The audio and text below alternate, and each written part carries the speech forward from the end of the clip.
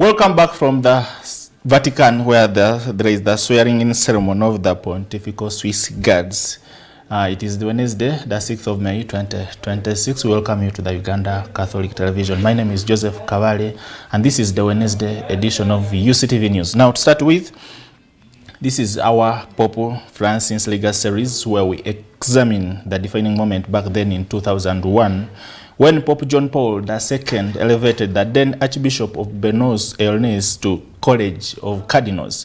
The appointment signaled the rise of a compassionate church leader whose commitment to the poor, simplicity, and pastoral care would later help reshape the mission and voice of the Catholic Church. Now, in today's episode, Uctv News looks at Pope Francis' years as cardinal and the leadership qualities that foreshadowed his papacy. Here is more.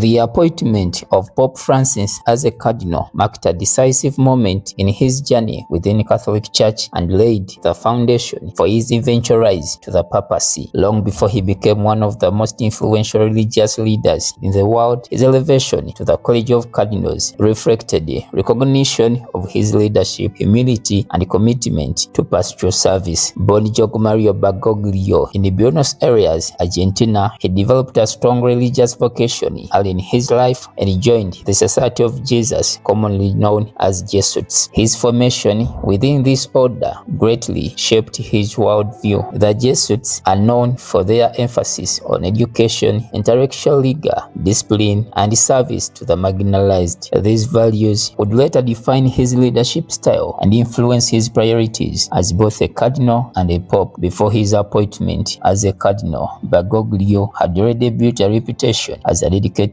church leader. He served as an Archbishop of Buenos Aires, where he became widely known for his simple lifestyle and close connection to ordinary people. Rather than embracing the privileges often associated with high ecclesiastical office, he chose to live modestly, using public transportation and maintaining a personal focus on pastoral care. His leadership was marked by a deep concern for the poor, the sick, and those living on margins of the society. His elevation to the rank of a cardinal came in 2001 when Pope John Paul II appointed him to the College of Cardinals. This body is composed of senior church officials who serve as key advisors to the Pope and are responsible for electing a new Pope during the conclave. Being named a cardinal is one of the highest honors within the Catholic Church, signifying trust, responsibility, and recognition of Bishop's contribution to the Church's mission. The ceremony in which Bergoglio was made a cardinal took place in Rome at the heart of Catholic Church. During this ceremony, he received the red hat known as the biretta and was assigned a titular church, symbolizing his integration into the clergy of Rome. The red color of the cardinal's vestments represents a willingness to defend the faith even to the point of martyrdom. This symbolism reflects the seriousness of the role and expectations placed upon those who hold it. As a cardinal, Bergoglio continued to distinguish himself through humility and a strong moral voice. He did not seek prominence within the Vatican, but instead focused on pastoral work and social justice issues. His speeches, compassion, solidarity, and the need for the church to return close to the people it serves. He was particularly vocal about economic equality, using great attention to the needs of the poor and warning against the excesses of materialism.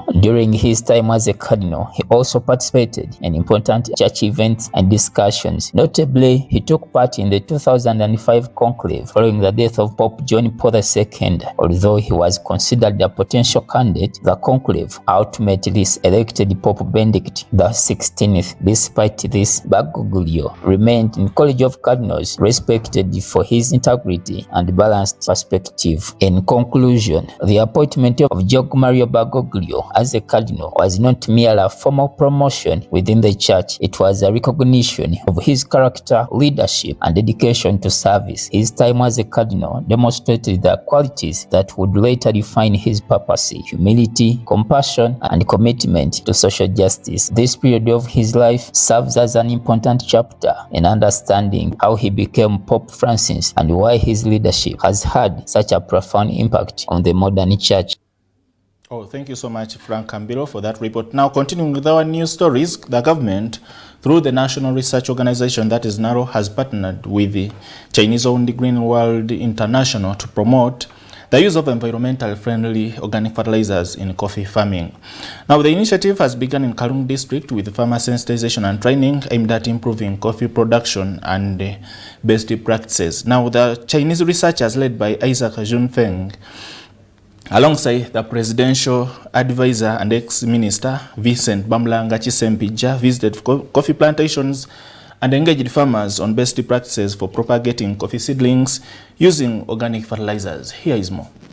As part of the government's broad efforts to boost coffee production, which is one of Uganda's leading export earners, the National Agricultural Research Organization, NARO, has partnered with Green World International to facilitate knowledge transfer from Chinese researchers to local farmers on improved propagation and management of coffee seedlings. Come here, we do the research. We want to help our farmers to increase the cut seedling survival rate.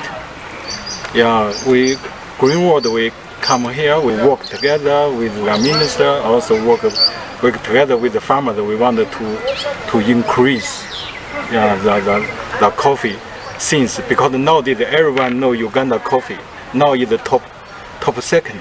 In Africa, I know even in China I see the Uganda coffee in supermarket.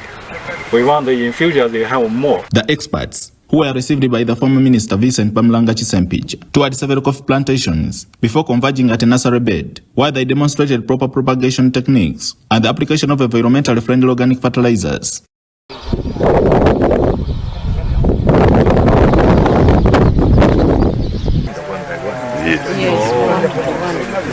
need a lot of handwork.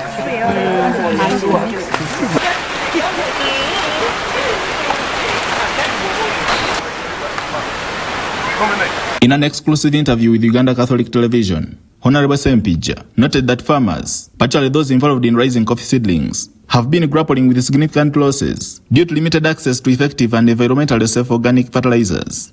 Tufiirwa abantu abakola omulimu abakozi b'omulimu gwa gwendokwa z'emmwanyi bafiirwa naye ate tufiirwa ng'eggwanga n'ekirala zirwamu nnyo mu nurseries nezirwamu nnyo ate nezifa nyingi, so mwekimuyita survival rate eya cutting. Meanwhile, farmers in Kalungu District told the Uganda Catholic Television that their concerns extend beyond nursery management to overall coffee output, noting that prolonged use of chemical fertilizers has affected both the quality and yield of their produce. Tumala gapima nga tetumanyi kiki kyetukola kitupima nga tukozesa ekintu kingi kale ginandise nga overdose ekyamazima emwanyi zino twali tuziwa overdose naye katwalayo tuyize ebipimo naye nsuubira nti ekintu kyetutegese kijja kuvaamu ekirungi okusinga bujjo bwe tubadde tukola. Emmwanyi egwa nnyo akatale ku katale k'ensi yonna ng'ekozesezza ekigimusa ekya chemical. Well, and in other news, the Kampala Capital City Authority, that is KCCA, has reported a sharp increase in local revenue collections following an enforcement of the state ready order, with more than 22,000 businesses formalized in just 2 months. Now, addressing the media in Kampala earlier today, the KCCA Executive Director Sharifa Bozek said the authority issued 22,909 new business licenses worth 5.07 billion Uganda shillings between February 19th and April 27th, 2026. Buzeki attributed the increased ongoing enforcement operations aimed at reorganizing trade and decongesting the city, as well as ensuring that businesses operate within the gazetted areas. In terms of local revenue, we also know that the city cannot flourish, or we cannot deliver you services if we do not have money to finance the initiatives we are putting in place. So in compliance with local revenue contributions, we have remarkably improved. Between 19th February 2026, when we started the trade order, and April 27th, 2026, we as an authority registered 22,909 new business licenses. People in Kampala, the business community, invested a lot in formalizing their businesses, and those new business licenses procured from us worth 5.07 billion. And this is an improvement from what we had 3 months before December 2025, before we enforced trade order, where we had only 15,628 new businesses registered with us, which was worth 3.9 billion. The successes or the fruits we are reaping from having orderly trade are visible and evident, and we encourage the whole public, the business community, the vendors who are also trying to come back to embrace trade order, so that we formalize businesses and people work in gazetted places. These efforts are not in vain. They are complementing other efforts which we had put in place last year, which saw us collect total local revenue of 127 billion last financial year. We believe that if we work together with the business community and the residents of Kampala, the developers, and they comply to pay taxes, we can be able to raise our revenue to 200 billion, because there is a lot which has not yet been collected. And to address this, as KCCA, we have put up a dedicated team which has been tasked with following up arrears. Most of the residents, the business community, and developers have been calling on people who are serving them notices about the arrears which they owe the city. Yes, we have put in place a dedicated team which is engaging all defaulted property owners and managers to comply and meet their obligations in as far as taxes are concerned. Why are we going this extra mile? These resources are critical for sustaining service delivery and advancing city development. We therefore call upon all those who are defaulting or who are in default to make good their accounts promptly, to avoid any inconveniences which may come with penalties and enforcement actions we intend to put in place. Away from that, Centenary Bank has launched custodial services in a move aimed at supporting institutional investors and strengthening Uganda's financial market infrastructure. Now, the new service is designed to safeguard financial assets, enhance transaction efficiency, and improve transparency for institutions including pension funds, insurance companies, fund managers, and corporate entities. Now, speaking at the launch, the Managing Director, Fabian Kasi, said the initiative reflects the banker's long-term vision to boost confidence in Uganda's financial system, adding that the service will provide secure administration for a wide range of financial instruments as institutional capital in the country continues to grow.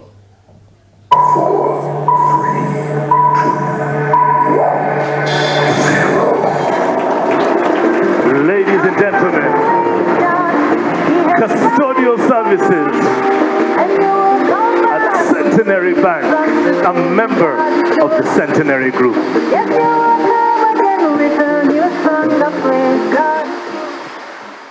I see this as a landmark for Uganda's financial sector. At the same time, when our nation is pursuing the tenfold growth strategy to expand our economy to a size of $500 billion $500 billion by 2040, the need for robust, reliable infrastructure has never been greater. And today's launch is a critical step towards meeting that need. Centenary Bank's position as one of Uganda's largest indigenous banks, with 82 branches, 8,016 active agents, and 8.6 trillion Uganda shillings in assets, places it in a very unique position to shape the future of our financial system. Its scale, the reach, and the track record of its innovation, from advancing financial inclusion to supporting small, medium enterprises, demonstrates the kind of leadership that will drive Uganda to the next phase of growth. Centenary Bank enters the custodial services space with this understanding, backed by a strong and resilient financial foundation. Today, the bank operates with a total asset of over 8.6 trillion Uganda shillings and a loan portfolio of over 4 trillion to over 300,000 enterprises currently in this country, which is underpinned by disciplined risk management reflected in a non-performing loan ratio of 2.8% and a sustained profitability. We bring nationwide accessibility through the largest branch network of 81 branches, supported by over 214 automated teller machines and a network of over 9,000 agents, ensuring reach and reliability across the country. This is complemented by an automated custody platform, which is designed to reduce paperwork, enhance accuracy, and provide real-time visibility, as well as a professional team with deep experience in securities settlement, investment administration, and regulatory compliance. Your investment assets are protected by the highest standards of security, strict regulatory compliance, and professional oversight, giving you the confidence you need to thrive. Backed by decades of experience and advanced technology, our custody solutions are built to support.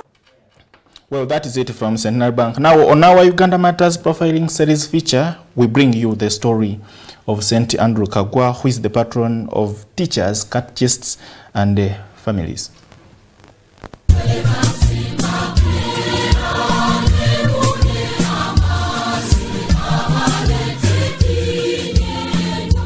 St. Andrew Kagwa. Kagwa was a Munyoro from Koki, Bukumi Parish in Bugangaizi County. His father was Kahwa Kiwejenge of the Kiwere clan. About 1869, Kagwa was captured by Buganda raiders, brought to Buganda as one of King Mutesa's pages. He was smart, clever, and obedient, and soon became a skilled carpenter. Kagwa became the band's master general. He converted to Catholicism mainly because the Catholic missionaries had a sacrifice of celibacy to their God. Kagwa became a zealous and pious Catholic. He was properly married to Claire Batude Nakaziwe, a Muganda. Andrew Kagwa had a very strong faith. He and his friend Bali Kudembe were constant at the parish, and the missionaries had much confidence in them. But the Arabs, through the mission boys, managed to steal a lot of property from the parish secretly. The missionaries, on learning of this, jumped to a conclusion that it was none other than Andrew and Joseph Mukasa.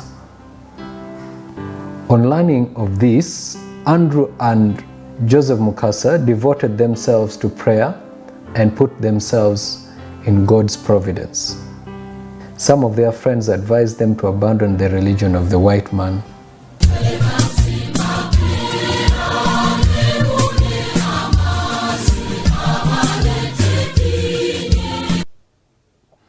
And finally, from our local news stories, the Secretary General of the National Resistance Movement, NRM, that is Richard Todong, has commended district party leaders for their role in securing the party's recent election victory. Now, addressing NRM district chairpersons and administrative secretaries in Kampala earlier today, Todong credited grassroots structures for delivering strong national support to the party. He also called for renewed mobilization ahead of next week's presidential inauguration at Kololo ceremonial grounds. The purpose of this meeting is to update you about the 12th. It's going to be a very colorful day. We are expecting very many international and continental guests. By the record from the National Organizing Committee, NOC, we're already having about 35 heads of states who have confirmed coming. From within fraternal political parties around Africa and outside Africa, we already having 19 parties that have confirmed. Among these, we have confirmation from the ANC of South Africa, ZANU-PF of Zimbabwe. All these parties are coming because of the work you have done in Uganda. The hallmark of this is a revolutionary party that has been in power for 40 years can still win election at 71.5%. It is worth studying. What miracle did you do to win election that day? So for us, we are saying it is not a miracle. Our connection to the Wananchi, our closeness to the people, is what gives us the mandate to win the election to this level. We thought it is important that you come and witness this historical event. And that is why we have invited you. The function is totally in the hands of government. Our work as a party is to be witnesses to what is going to happen. And we want you to bring members from your districts who comprises the extended district conference. We are requesting you to bring members of the extended district conference from your district. During the campaigns, before the campaigns, when you were expressing interest for the various positions, we collected some money from the party members. You remember? In the account of the party, we have close to 11 billion shillings. The party leadership directed that this money must be used to build party offices in the districts. Very soon, with approval of SEC again, we shall write to you and inform you on how this will be implemented. Well, and that is all we gathered for you for today. We thank you so much for watching the Uganda Catholic Television. It's about that time. Uctv News now brings you Today in History.